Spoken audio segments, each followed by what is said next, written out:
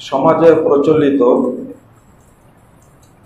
শরীয়তের নামে যে আমল চালু আছে,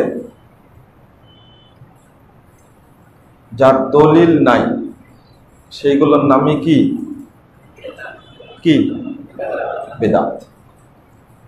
শরীয়তের নামে প্রচলিত আমল যার কোনো দলিল নাই, সেগুলোই কি বিদআত। শরীয়তের জন্য সবচেয়ে ক্ষতিকর এই আমলটা। তাহলে এইটা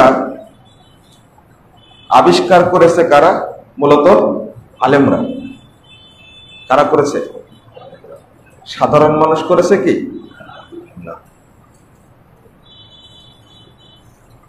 সাধারণ মানুষের একদিক থেকে অপরাধটা বেশি, যেটা আমি বক্তব্যে বলি যে এই পথভ্রষ্ট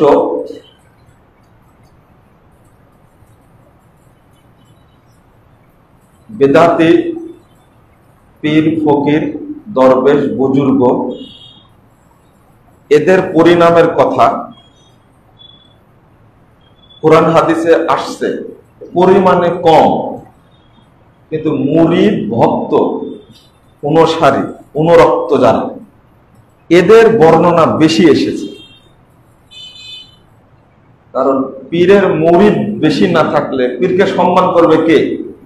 এই দিক থেকে এই দরবেশদের চেয়ে, পথভ্রষ্ট বুজুর্গদের চেয়ে দোষী হলো তার ভক্তরা।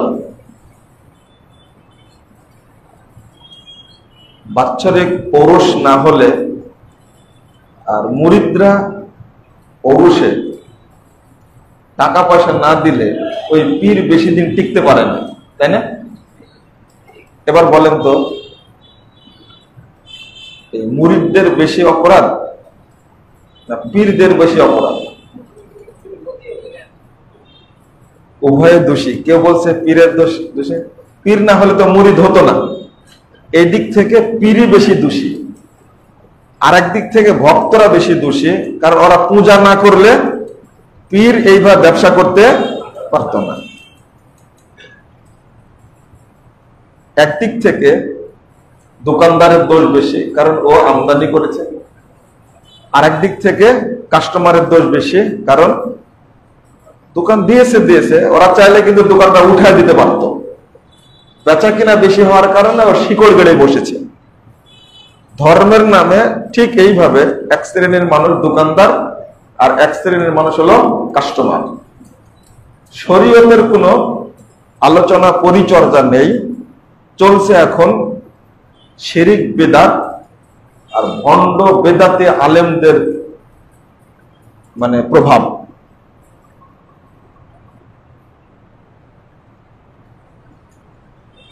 রাসূল সাল্লাল্লাহু আলাইহি সাল্লাম যেটা বলেছেন, তিনি তার উম্মতকে ধৈর্য ধারণ করতে বলেছেন। তোমরা ধৈর্য ধারণ করবা, কারণ তোমরাই সফল হবা। কারণ যারা বেদাতি তাদেরকে আল্লাহ কসম করে বলছেন, ওদের তো জন্য তো সুপারিশ নাই। ওয়াল্লাযী নাফসি বিয়াদিহি, সহিহ বুখারীর হাদিস। ওই সত্তার কসম করে বলছি যার হাতে আমার প্রাণ রয়েছে, লা আযুদান্না আল হাউজি,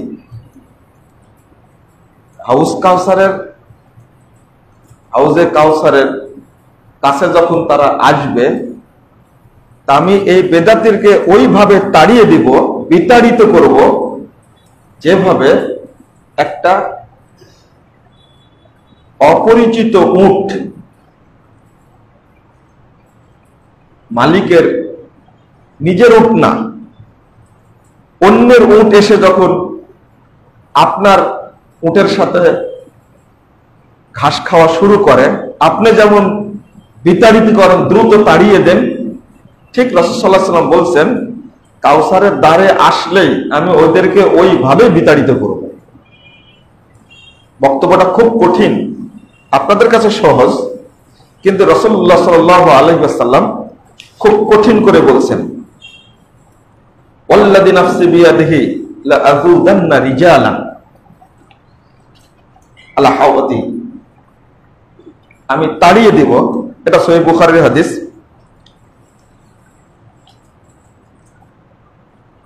তেইশশো 67 নম্বর হাদিস। তারপরে বলছেন কামা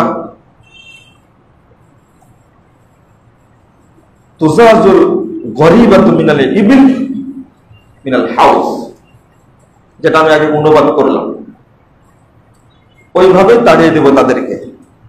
আর প্রসিদ্ধ যে হাদিসটা আপনারা শুনেন মাঝে মাঝে, মুহাম্মদ রাসূলুল্লাহ সাল্লাল্লাহু আলাইহি ওয়াসাল্লাম বলেছেন, ইন্নী ফারাতুকুম আলাল হাউদ, আমি আগেই পৌঁছে যাব। সহিহ বুখারীর দ্বিতীয় খণ্ড 794 পৃষ্ঠার হাদিস। মান মাররা আলাইয়া শারিবা ওয়া মান শারিবা লাম ইয়াযবা আবাদা, আর আমি পানি পান করাবো, আগেই চলে যাব, তোমাদেরকে অভ্যর্থনা জানাবো, কারণ তোমাদের জন্য কিয়ামতের মাঠে কষ্ট না হয়। উম্মতের প্রতি এত দরদ, যাদের কাছে তার শরীয়ত আমানত রেখে গেছেন, তারাই আজকে এই শরীয়ত নিয়ে বেশি মিথ্যার আশ্রয় নিয়েছে। আর এই উম্মতের জন্যই রাসূল সাল্লাল্লাহু আলাইহি ওয়াসাল্লাম বলে গেছেন, আমি আগেই চলে যাব কাউসারের দ্বারে, যেন তোমাদেরকে অভ্যর্থনা জানাতে পারি, তোমাদের জন্য কষ্ট না হয়। কারণ কিয়ামতের মাঠ খুব জটিল। মান মাররা শারিবা ওয়া মান শারিবা লাম ইয়াযবা আবাদা, একবার যদি পান করে পানি, তাহলে 50,000 বছরের মতো লম্বা দিনে আর পিপাসা লাগবে না। এই জন্য আমি আগেই চলে যাব। কাউসারের পানি, সহিহ বুখারীর হাদিস। অন্য জায়গায় আল্লাহ রাসূল বলছেন, আশাদ্দু বায়াদাম মিনাল লাবান, দুধ সবচেয়ে সাদা। আরে এ তো কি সাদা, তার চেয়ে কোটি কোটি গুণ বেশি সাদা হবে সেই পানি। ওয়া আহলা মিনাল আসাল, মধু আর কত সুস্বাদু, তার চেয়ে অধিক সুস্বাদু হবে সেটা কাউসারের পানি। একবার পান করলে আর পিপাসা লাগবে না, কত দামি জিনিস। এরপরে বলছে লাইরিদান্না লাইয়া কম, এরপরে অনেকগুলো কম দল ফেরকা এরা আমার কাছে আসবে পানি পান করার জন্য।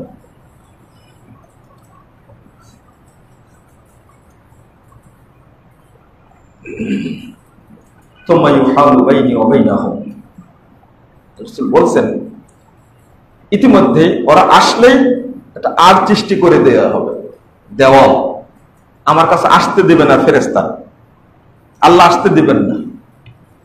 তখন আমি বলবো আল্লাহকে, ইন্নাহু মিন্নি, এরা তো আমার উম্মত, দেখতে পাচ্ছি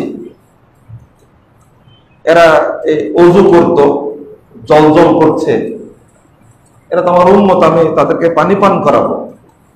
সহিহ মুসলিম এসেছে, উসাই হাবিব উসাই হাবিব। আল্লাহ রাসূল মানে এমন ভাবে আহ্বান করবেন, বলবেন আল্লাহকে, আল্লাহ এরাই আমার উম্মত, এরাই আমার অনুসারী, এরা আমার সাথী, তুমি বাধা দিচ্ছ কেন? আল্লাহ বলবেন, ইন্নাকা লা তাদরি মা আহদাসু বাদাক, ও মুহাম্মদ তুমি জানো না তোমার মৃত্যুর পরে এরা কত শরীয়তের নামে আমল তৈরি করেছে মানুষকে পথভ্রষ্ট করে দেওয়ার জন্য। এই কথা শোনা মাত্রই রাসূল সাল্লাল্লাহু আলাইহি ওয়াসাল্লাম বললেন, সৌপান সৌপান, দূর হও দূর হও, যারা আমার মৃত্যুর পরে আমার শরীয়তকে পরিবর্তন করে দিয়েছে। সব জায়গাতে বেদাতি আমলে ভর্তি। যখনই তাদেরকে কোরআন সুন্নাহর দিকে আহ্বান করতে বলবেন, জানাবেন আপনি, তখন তারা একবারে তেলে বেগুনে ক্ষেপে উঠবে। আমি এর আগে বক্তব্য দিয়েছি এখানে, অন্ধ অনুসরণের পরিণাম। বক্তব্যটা আপনারা আবার শুনে নেবেন। এই যে অন্ধ অনুসরণ করে চলে যাচ্ছে মানুষ, বুঝতেই পারছে না যে আমি মুসলিম আসছি কিনা, আল্লাহর চেয়ে আমিরের পূজা বেশি হয়, পীরের পূজা বেশি হয়, আলেমের পূজা বেশি হয়, দলিলের চেয়ে দালালি বেশি হয়। দলিল প্রয়োজন মনে করে না, দালালিটাই বেশি করে। দালালি মানে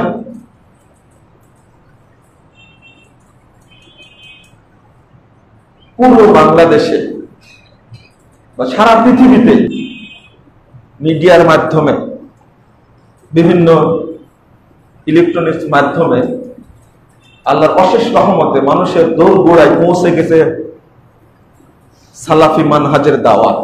আলহামদুলিল্লাহ। মসজিদ তৈরি হচ্ছে বিভিন্ন জায়গায় এবং তারা আপ্রাণ চেষ্টা চালাচ্ছে যে তাদের পরিবার সহ, সমাজ সহ, এলাকা কিভাবে সংস্কার করা যায়।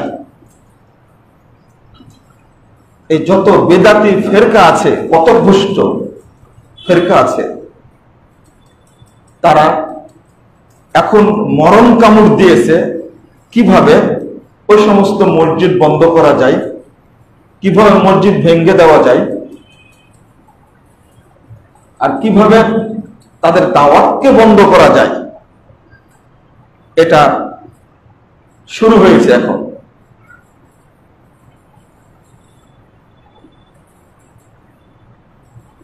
আসলে আগে বুঝিনি যে আমরা দুই চারটা কথা বলতাম বেদাতে আলেম সম্পর্কে, তা হালকা হয়ে যেত। কিন্তু সালাফরা যেগুলো বলে গেছেন, সালাফুদ্দান, সাহাবা ইকরাম, তাবেঈন, তাবে যেগুলো বলে গেছেন, ওইগুলো শুধু অনুবাদ করলেই হয়, আমাদের কিছু বলা লাগে না। তারা কত ভয়ঙ্কর, কত ভয়াবহ আপনি ভাবতেও পারবেন না। আপনারা তো স্বাভাবিক মনে করেন, খুব শিথিল, কিন্তু সাহাবা কেরাম শিথিল ছিলেন না। আচ্ছা, আল্লাহ রাসূল কি শিথিলতা প্রদর্শন করলেন এখানে? কি বললেন? উটকে যেমন তাড়িয়ে দেওয়া হয় কাউসারের দ্বার থেকে, আমি বেদাতীদেরকে ওইভাবে তাড়িয়ে দেব, বিতাড়িত করবো, আমি তাদেরকে তাড়িয়ে দেব। কেন বললেন? এত শক্ত কথা। বেদাতের পরিণাম জাহান্নাম, প্রতি খুতবায় শুনেন আপনারা, কুল্লু বিদাতিন দলালা। তারপরে কি? এটা আপনাদের মুখস্থ আছে। পথভ্রষ্ট হলেই তার পরিণাম কি? জাহান্নাম। এটা সহিহ মুসলিমের হাদিস, আপনি 441 পৃষ্ঠায় পাবেন, সহিহ মুসলিম প্রথম খণ্ডের। আর কুল্লু দলালাতিন ফিন্নার 1578 নম্বর হাদিস, নাসাইয়ের মধ্যে এসেছে এই অংশটুকু, হাদিস সহিহ। তারপরে যাবেন কোথায়? কাকে বলবেন?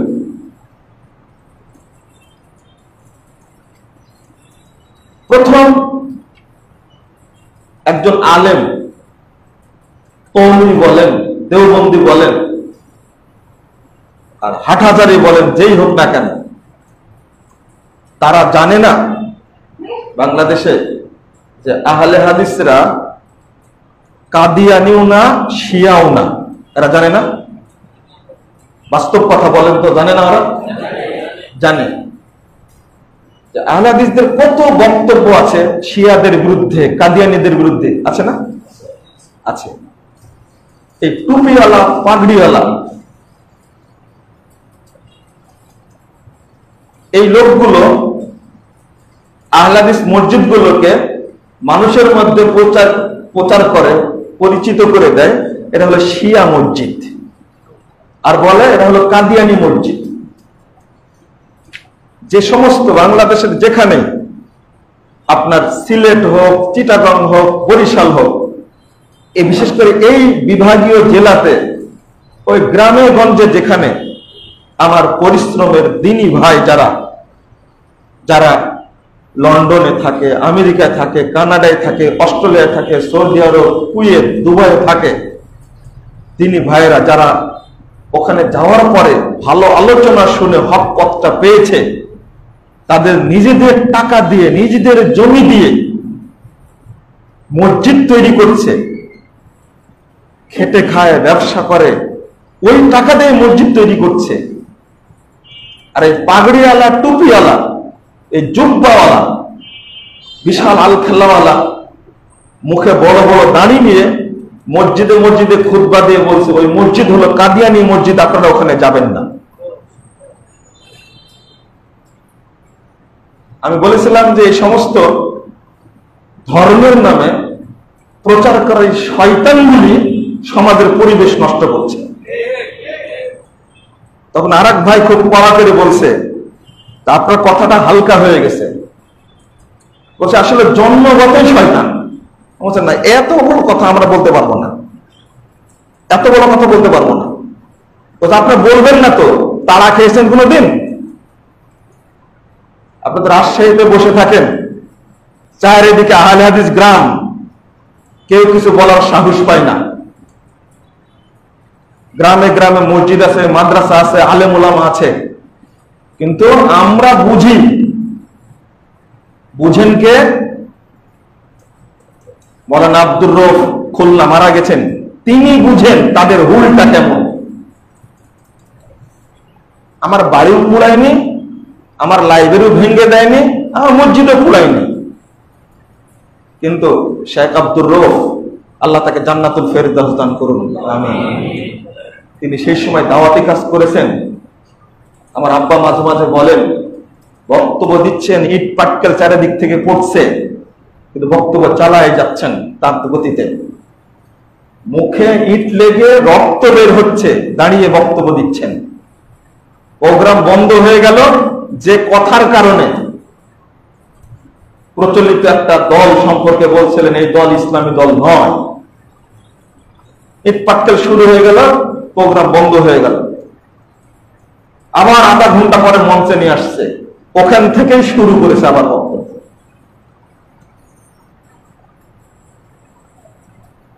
যাদেরকে বলে ইমাম পরিষদ, শিক্ষক পরিষদ, নাকি জমিয়তুল মুদাররিসিন, সমস্ত নাম আছে না?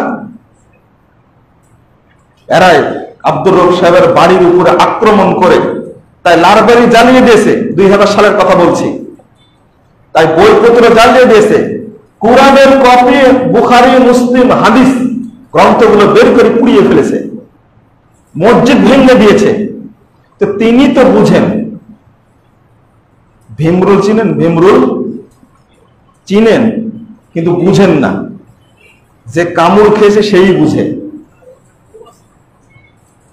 মৌমাছি, ডাঁশমাছি আর ভীমরুল এক জিনিস না, বললা এক জিনিস না। আমরা গ্রামের ছেলে, আমরাও কিছুটা বুঝি। আমি ভীমরুলের কথা বলেছি। ভাষাটা গ্রাম্য ভাষা, জানেন শুদ্ধ কি অশুদ্ধ। তো ভীমরুল অনেকে চিনে। তো যে কামড় খায়নি ও বুঝে না, যে ওর হুল গায়ে ফুটেছে সেই বুঝে তার অবস্থাটা কি। আপনি তো এখানে সাভারে আছেন, পরিবেষ্টিত, আলহামদুলিল্লাহ, শক্তিশালী সমাজ ব্যবস্থা এই জায়গায় আছে। কেউ কিছু বলে এসে কিছু করবে সে সাহসটা নাই, কিন্তু ভোলার মসজিদটা কি পুড়াই দিল না আগুন দিয়ে? কারা পুড়াইছে?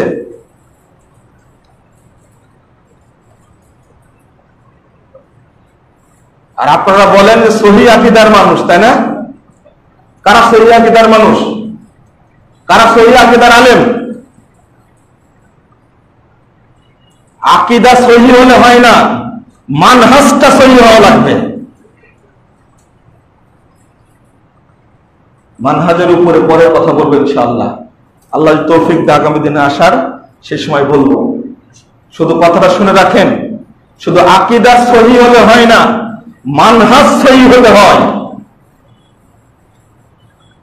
বলেন দিন তো সহি আকীদার আলেম, সহি আকীদার আলেম ভুলার মসজিদটা পুড়িয়ে দিল, মিডিয়ায় আসলো। নাটোরের মসজিদটা পুড়িয়ে দিল, মিডিয়ায় আসলো। এই সমস্ত ভানধারী ধোঁকাবাজ সহি আকীদার আলেম একটা কথা বলেন কেন? কেন বলেনি? আমি বলেছিলাম এরা হলো ভান ধরা সহি আকীদার আলেম, এরা হলো বুড়া শয়তানেরা।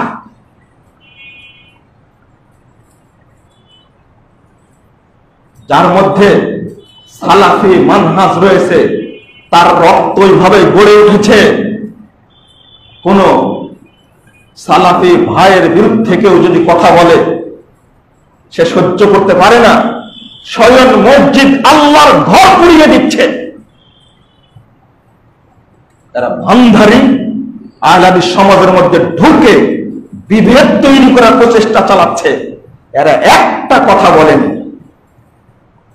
আমি আজকে যে ভাষাটা বলেছি, যখন মসজিদ পুড়িয়ে দেওয়া হয় গত হজ্জের আগের হজ্জের টাইমে, তখন আমি হজ্জে ছিলাম, সেই সময় বলেছি, হজ না, গত রমজানের আগের রমজানের ঘটনা, সেই সময় বলেছিলাম এই সমস্ত বোবা শয়তানগুলো একটা কথা বলে না, বরং উস্কিয়ে দিচ্ছে। টেলিফোন তো আমাদের কাছে আসে, ফোনগুলো আমাদের কাছে আসে, তারা উস্কিয়ে দেয়, ওই দলগুলো উস্কিয়ে দেয়। থানায় ওসি সাহেবের কাছে রিপোর্ট দিয়েছে এই কাজগুলো এরা করে মসজিদে, এরা হলো মূলত শিয়া, এরা হলো কাদিয়ানি। আহলে হাদিস শব্দের মিনিংটা খুব ভালো, তো এটা বলতে ভয় পাই, বলে কি এরা কাদিয়ানি। প্রত্যেকটা জায়গায় কাজগুলো করছে। আমি বাংলাদেশ প্রশাসনের ভাইদেরকে বলছি, অনুরোধ জানাচ্ছি, যদি আল্লাহর ঘর নিয়ে যারা কোরআন এবং সুন্নাহর অনুসরণ করতে চায় তাদেরকে নিয়ে সঠিক তদন্ত আপনি না করেন, যদি উল্টা ব্যবস্থা নেন, এই বিচারের ভার সরাসরি আল্লাহর উপরে দিয়ে দিলাম।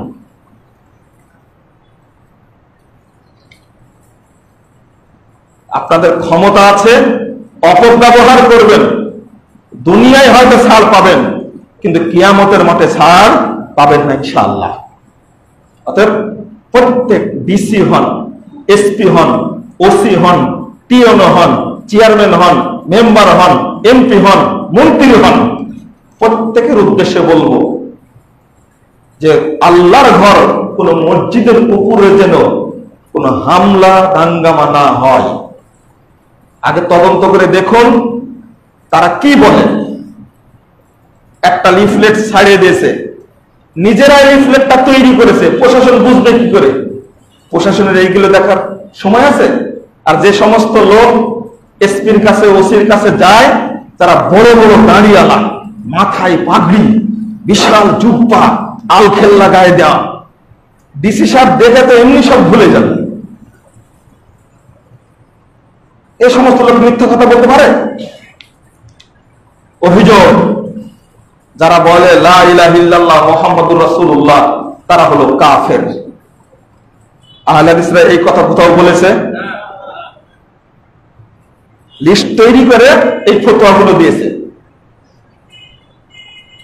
যারা মাযহাব মানে তারা হলো কাফের, এই ধরনের ফতোয়া কোন আহলে আলেম দিয়েছে? তাহলে এদেরকে কি বলবেন? এত বড় মিথ্যাবাদীদেরকে কি বলবেন? একবার নিভৃত পল্লীতে এলাকাতে দাওয়াত পেয়ে কিছু তরুণ ভাই অ্যাক্টিভ হয়েছে। হয়তোবা আপনাদের এই সাভার মসজিদে খুতবা দিয়েছি, এই বক্তব্যটা শুনে কিছু মানুষ চেঞ্জ হয়েছে, আলহামদুলিল্লাহ। ওই ছেলেগুলো লিস্ট দিয়েছে, এই সমস্ত পাগড়ি পরা হুজুরগুলো লিস্ট দিয়ে বলে দিয়েছে এরা সব জিএমবি, এরা ক্ষতি করছে। বিতরণ করছে বই, এক নজরে আকীদা তাওহীদ, এক নজরে ওযু সালাত, এইগুলো হলো জিএমবিদের বই। লিস্টে দিয়ে দিছে এগুলো হলো জিএমবিদের বই। বইয়ের লেখককে আমি প্রশাসনের ভাইদেরকে বলবো, ওখানে নাম লেখা আছে, পরে নাম্বারও দেওয়া আছে কয়েকটা, আপনি এক নাম্বারে না পালে আর এক নম্বরে পাবেন। আর একটু পড়ার সময় না পেলে ফোন দেন, আর পড়ার সময় পেলে বইগুলো সংগ্রহ করে পড়ুন, সেখানে কি লেখা আছে। আহলে হাদিসরা স্পষ্ট ভাষায় বলে থাকে, যারা শিয়া তারা মুসলিম নয়, যারা কাদিয়ানি তারা কাফের।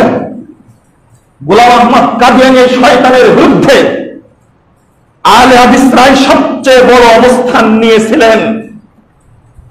সানাউল্লাহ অমৃতসরী, ফাতেহে কাদিয়ান, শেরে পাঞ্জাব, তিনি গোলাম আহমদ কাদিয়ানি এই বদমাশের বিরুদ্ধে আন্দোলন শুরু করেছিলেন। আর যারা মাজার পূজারী, কবর পূজারী, তারা কবরে গিয়ে ব্যবসা করতো, পূজা করতো তারা। আজকে উইলিয়াম ক্যাম্বেল যখন কোরআনের 30টা ভুল ধরলো, তখন তার সামনে কেউ দাঁড়াতে পারলো না।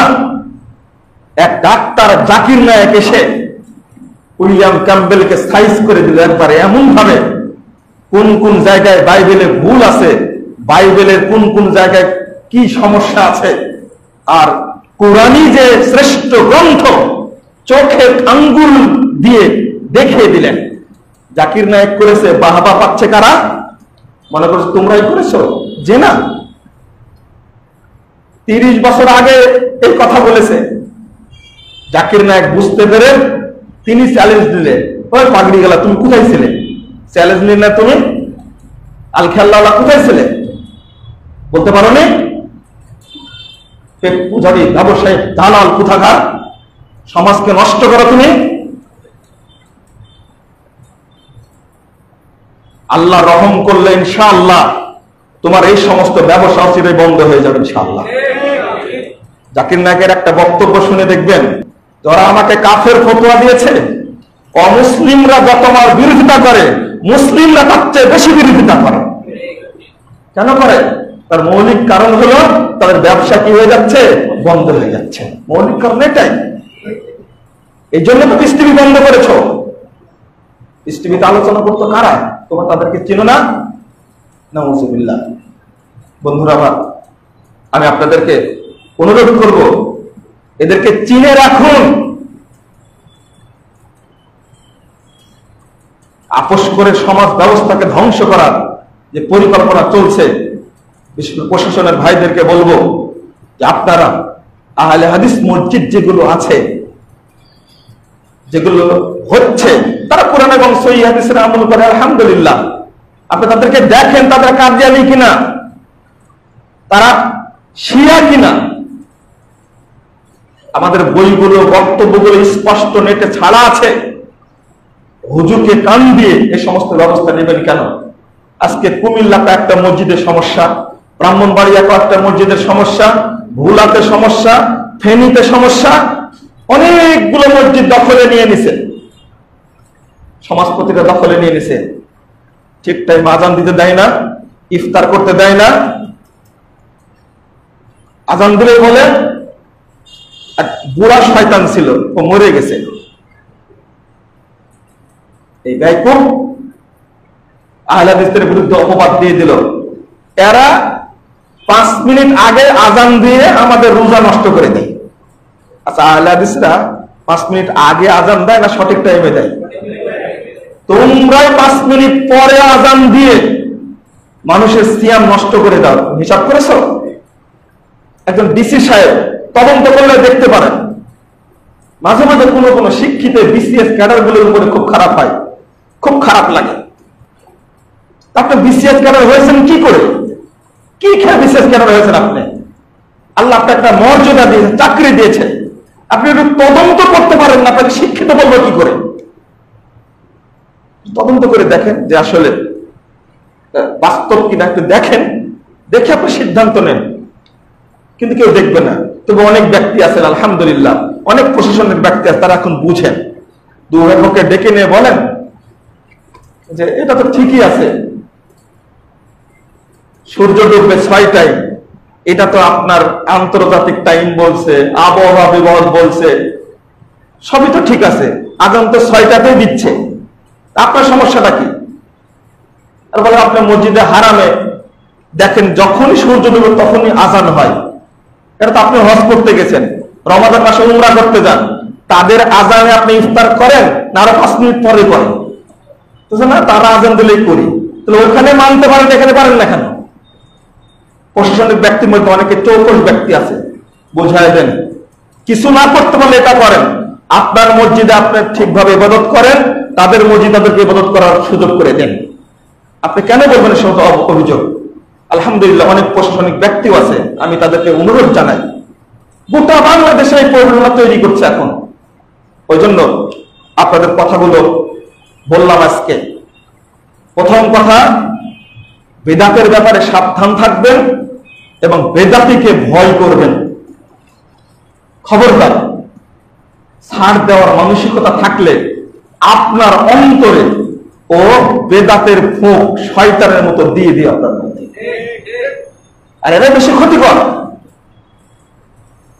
মনে করেন একটা গ্রামে মসজিদ তৈরি করা শুরু করেছে, টাকা পয়সা তারাই দিচ্ছে, কিন্তু প্রত্যেক মসজিদে খুতবায় খুতবায় বলে দিচ্ছে যে ওই মসজিদটা হলো কাদিয়ানি মসজিদ হচ্ছে, ওই মসজিদে আপনারা যাবেন না, আমরা ব্যবস্থা নিচ্ছি, প্রশাসনকে জানাচ্ছি, আমরা মিছিল করব, ঘোষণা দিচ্ছে অমুক দিন আমরা এসপি সাহেবের কাছে যাব, অমুক দিন আমরা ওসি সাহেবের কাছে যাব, এই মসজিদ যেন বন্ধ করা হয়। এখন অনেক মসজিদ বন্ধ করা আছে। আল্লাহ যেন দাওয়াতের সুন্দর পরিবেশ তৈরি করে দেন। আমিন। দারেমির 99 নম্বর হাদিস, হাসান বিন আতিয়া বলছেন, মাবতাদা কওমুন বিদআতান, যখন কোন জাতি একটা বিদআত তৈরি করে, নাযাআল্লাহু মিনহুম সুন্নাতাহু মিসলাহা, আল্লাহ ওই পরিমাণ সুন্নাতকে ছিনিয়ে নেন, লা ইউঈদুহা ইলা ইয়াউমিল কিয়ামাহ, আল্লাহ কিয়ামত পর্যন্ত এই সুন্নাতকে আর ফিরিয়ে আর দিবেন না।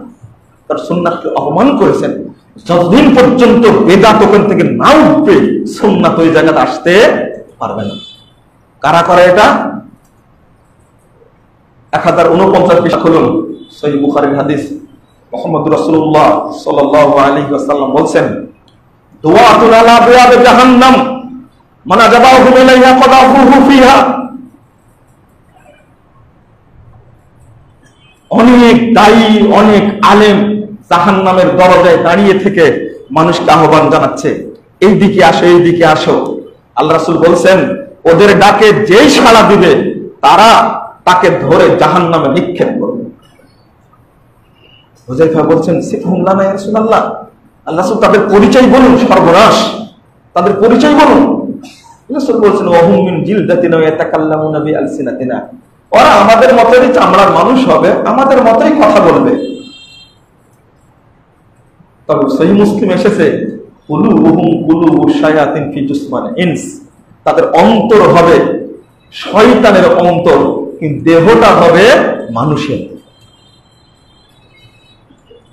বেদাতি বক্তাগুলো আজকে সমাজকে নষ্ট করেছে। আর আপনারা যাচাই করতে যান, দেখি কি বলে, আমি তার বক্তব্য বুঝি, দেখি কি বলে। আপনারা অনেকে বলেন না, যাই একটু বক্তব্য শুনি, এই কথা বলা যাবে না। এখন বড় একজন ফকিহ, বড় একজন মুহাদ্দিস মদিনা ইসলামী বিশ্ববিদ্যালয়ের, আমাদের মুকাররম, আমাকে বক্তব্যটা পাঠায় বলছে যে বক্তব্যটা শুনেন। একজন ছেলে প্রশ্ন করছে, তাকে প্রশ্নোত্তর দিচ্ছেন ডক্টর শেখ সুলাইমান আর-রুহাইলি, বর্তমানে সবচেয়ে বড় মুহাদ্দিস। তো প্রশ্ন করছেন যে আমি জানি যে তারা বেদাতি এবং তার বেদাত আমার উপরে প্রভাব ফেলতে পারবে না, ওই এলেমটা আমার আছে, এরপরেও কি আমি তার মজলিসে গিয়ে আলোচনা শুনতে পারি? এই যে এখনকার আলোচনা বলছি। তখন তিনি প্রথম উত্তরটা দিচ্ছেন, লাউ আতাকাল্লাহ ইলমান আকলান মা জালাস্তা। আরে দেখো, তোমাকে যদি আল্লাহ আকল দিত, জ্ঞান দিত, তাহলে তুমি বসতেই না। তুমি যে দাবি করছো আমার এলেম আছে, তোমার তো এলেম নাই, থাকলে তো বসতে না। এক ধাক্কাতে পরে ব্যাখ্যা দিয়েছেন, তাদের সাথে গেলে কি কি ক্ষতি হবে, এই সেই অনেকগুলো কথা বলেছেন। উমর রাদিয়াল্লাহু আনহু কি বলছেন? তিনি বলছেন, আনাস রাদিয়াল্লাহু বলছেন, খাতাবা রাজুলুন ইনদা ওমর ফাআকথারাল কালাম ফাকালা ওমর। একজন বক্তা এসে ওমর রাদিয়াল্লাহু আনহুর কাছে খুব অতিরঞ্জিত বক্তব্য দিলেন। ফাকালা ওমর, ইন্না কাসরাতাল কালাম ফিল খুতাব মিন শাকাশিকিশ শাইতান। বলছে যে এই বক্তব্য অতিরঞ্জিত করলেও মনে হচ্ছে এই শয়তান যেমন বমি করে ওইভাবে ও বমি করে। এটা কার বক্তব্য? কার? ওমর রাদিয়াল্লাহু আনহুর বক্তব্য। কড়া দেখছেন? বলছে শয়তানের বমির আতশবাজিও, শয়তান যখন বমি করে, বমি করছে ভাবে। হাদিসের সনদ সহিহ, আদাবুল মুফরাদ 876 নম্বর হাদিস। উমর রাদিয়াল্লাহু আনহুর বক্তব্য এটা। কেন শয়তানের আতশবাজি? সহিহ মুসলিম খুললে আপনি পাবেন, আপনার 17 নম্বর সিরিয়ালে পাবেন।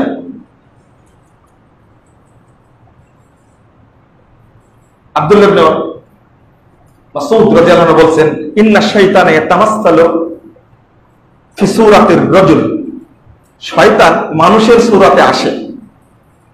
ফায়াতিল কওমা, মানুষের কাছে আসে। ফায়ুহাদ্দিসুহুম বিল হাদিস, ও হাদিস বর্ণনা করে। মিনাল কিযবে, মিথ্যা হাদিস বর্ণনা করে। ফায়াতাফাররাকুন, আর মানুষরা যখন সব বিচ্ছিন্ন হয়ে যায়, নিজ নিজ এলাকায় বাড়ি চলে যায়। ফায়াকুলুর রাজুল মিনহুম, কেউ তাদের মধ্যে বলে, সামিতু রাজুলান আরিফু ওয়াজহাহু ওয়ালা আরিফু মাসমুহু ইউহাদ্দিসু, ও গিয়ে বলে হাদিস শুনলাম, দেখলে চিনতে পারবো, কিন্তু তার নাম জানি না। এটা কি মিস্টার কি? যার নাম জানে না, হাদিস বর্ণনা করে চলে গেছে সমাবেশে এসে, এর নাম কি? সহিহ মুসলিমের হাদিস বলছি আমি, এটা আব্দুল্লাহ ইবনে মাসউদ রাদিয়াল্লাহু আনহুর বক্তব্য। তাহলে শয়তান হাদিস বর্ণনা করে, আর উমর রাদিয়াল্লাহু আনহু এই শয়তানের বমির সাথে তুলনা করেছে কি জন্য? খেয়াল করছেন আপনি? এবার চলেন সংক্ষেপ করে দিয়ে, বেশি বলবো না। আব্দুল্লাহ ইবনে মুবারক রাহিমাহুল্লাহ তিনি বলছেন,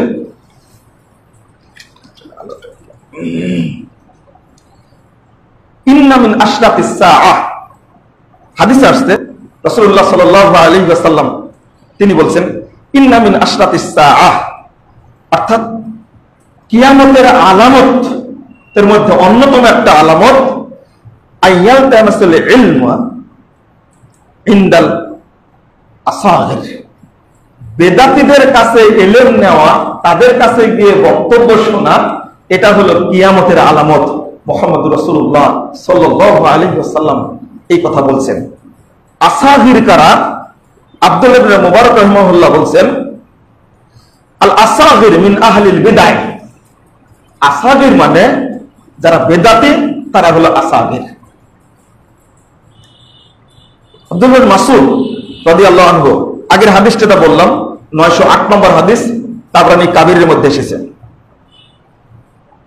লা ইয়াযালুন নাসু বিখাইরিন মা আখাযুল ইলমা আন আকাবিরিহিম। আব্দুল্লাহ ইবনে মাসউদ রাদিয়াল্লাহু আনহু বলছেন, মানুষ ততদিন কল্যাণের মধ্যে থাকবে যতদিন তারা ইলম গ্রহণ করবে সালাফদের থেকে, সাহাবী তাদের কাছ থেকে যতদিন ইলম গ্রহণ করবে, তারা ততদিন কল্যাণের মধ্যে থাকবে। কেন? 137 নম্বর আয়াত আল্লাহ বলছেন, ফাইন আমানু বিমিসলি মা আমানতুম বিহি ফাকাদ ইহতাদাউ। আল্লাহ বলছেন, সাহাবী তাবেঈরা যেভাবে ঈমান এনেছে, সাহাবীরা যেভাবে ঈমান এনেছে, ঠিক ওইভাবে যারা ঈমান আনবে। আল্লাহ রাসূল সাহাবীদের, আল্লাহ রাব্বুল আলামিন সাহাবীদের লক্ষ্য করে বলছে, বিমিসলি মা আমানতুম বিহি, তোমরা যেভাবে ঈমান এনেছো, ঠিক ওইভাবে যদি ঈমান আনে, ফাকাদ ইহতাদাউ, তাহলে তারা হেদায়েত পাবে। আলহামদুলিল্লাহ। ওয়া ইন তাওয়াল্লাউ ফাইন্নামা হুম ফি শিকাক, যদি তারা মুখ ফিরিয়ে নেয়, তাহলে তারা ওই বক্রতার মধ্যেই থাকবে, তারা কখনো সঠিক পথ পাবে না। তাই আব্দুল্লাহ ইবনে মাসউদ বলছেন, সালাফদের থেকে যারা ইলম গ্রহণ করবে, তারা ততদিন কল্যাণের মধ্যে থাকবে। ফাইদা আখাযুহু আন আসাগিরিহিম ওয়া শিরারিহিম হালাকু, যখন তারা বেদাতীদের কাছ থেকে ইলম নিবে এবং যারা ব্যবসায়ী নিকৃষ্ট তাদের কাছ থেকে ইলম নিবে, হালাকু, তখন মানুষ ধ্বংস হয়ে যাবে। এখন আমরা তো ইলম বেশি চর্চা করছি কার কাছ থেকে? যার সুরটা একটু বেশি, যার যুক্তিটা একটু বেশি, তার কাছ থেকে নিচ্ছি, তাই না? আমাদের অবস্থা তো তাই। এটা আপনি পাবেন জামিউ বায়ানিল ইলম ওয়া ফাজলিহি 1052 নম্বর সিরিয়ালে আসছে। ইমাম মালিক রাহিমাহুল্লাহ বলছেন, আমি ছোট করে দিচ্ছি, লা ইউখাযুল ইলমু আন আরবাতিন সাফাহিন মুলিমিস সাফাহে ওয়াসাহিবি হাওয়া। 4 শ্রেণীর মানুষ থেকে ইলম গ্রহণ করা যায় না, তার মধ্যে এক শ্রেণীর মানুষ যে বেদাতি, তার কাছ থেকে ইলম গ্রহণ করা যাবে না। কথা বললে একটু আপনাদের কষ্ট হয়, মানে কড়া মনে হয়, কড়া না। ইমাম জাহাবি রাহিমাহুল্লাহ তিনি বলছেন, ইযা রাআইতুল মুতাকাল্লিমাল মুবতাদিআ, যদি বেদাতি বক্তাকে তুমি দেখো, ও বলছে যে দানা মিনাল কিতাবিল ওয়াল হাদিস ওয়া হাতিল আকলা, আরে কোরআন হাদিস বাদ দাও তো, তুমি একটু গবেষণাপূর্ণ কথা বলো তো।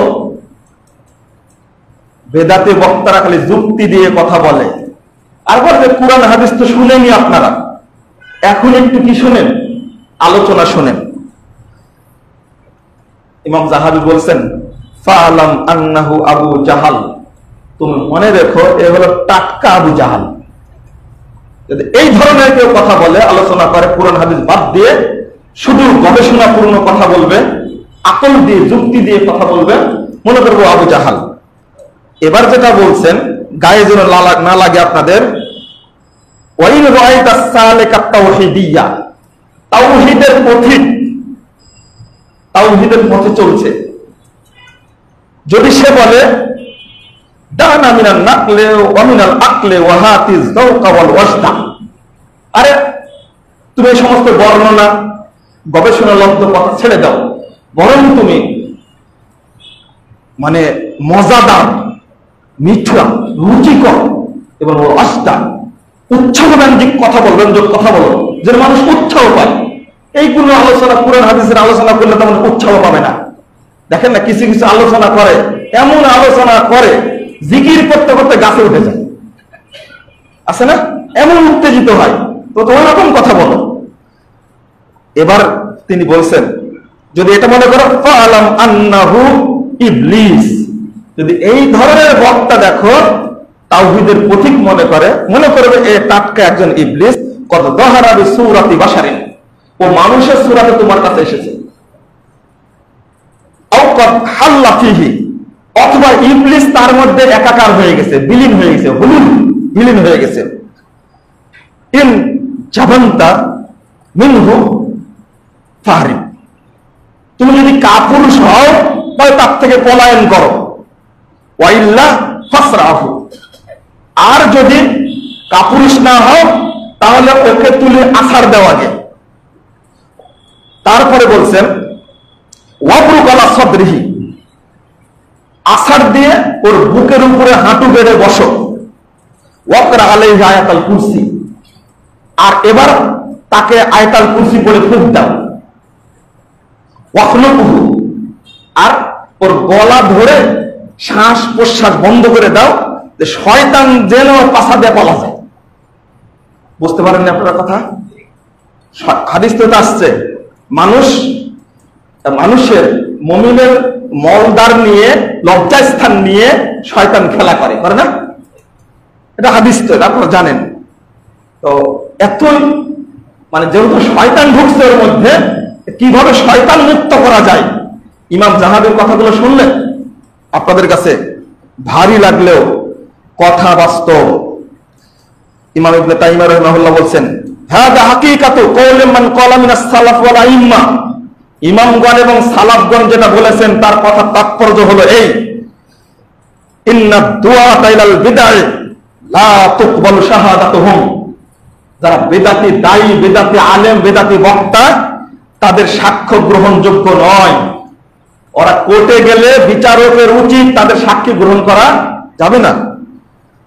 ওয়ালা ইউসাল্লা খালফাহুম, তাদের পিছনে সালাত হবে না। ওয়ালা ইউখাযু আনহুমুল ইলম, তাদের কাছ থেকে ইলম গ্রহণ করা যাবে না। ওয়ালা ইউনাকাহুম, তাদের সাথে বিবাহ শাদী দেওয়া যাবে না।